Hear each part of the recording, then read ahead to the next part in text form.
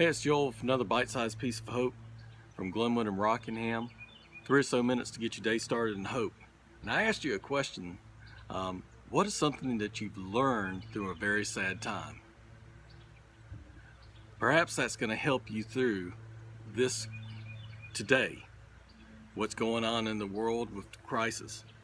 As we're looking at Joseph, we're looking at him after he's been thrown into prison for something he didn't do. And in Genesis chapter 40, we find the story of him with two friends that he meets in prison, a cupbearer and also a butler. And as he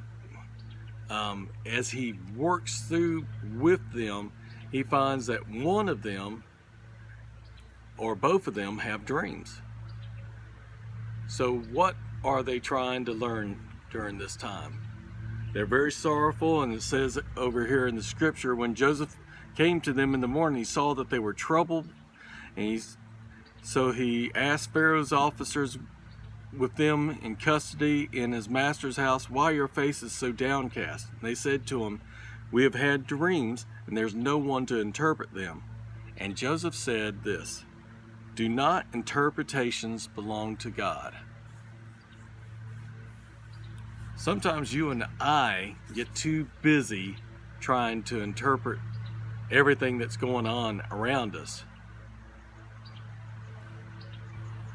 And we overthink things. We get into a mind loop, if you will. And so the first thing that Joseph found in this is we don't need to overthink things. We need to give it back to God. As he's looking at this, there's several realities. The reality that he's in prison for something he didn't do with Potiphar's wife. The reality that the prisoner's dreams could be interpreted, but not by him. It'd have to be from a higher power.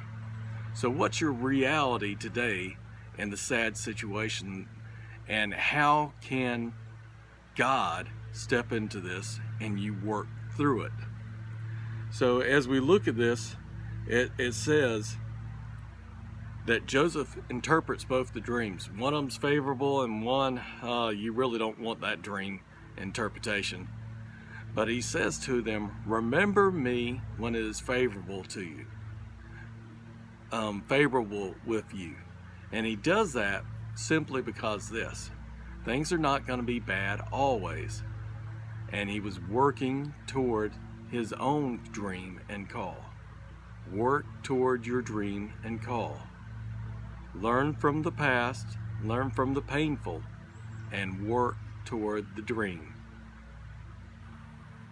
Greg Rochelle, in the podcast, he says that he only listens to news 30 minutes a day. Why? Because he has to for his job.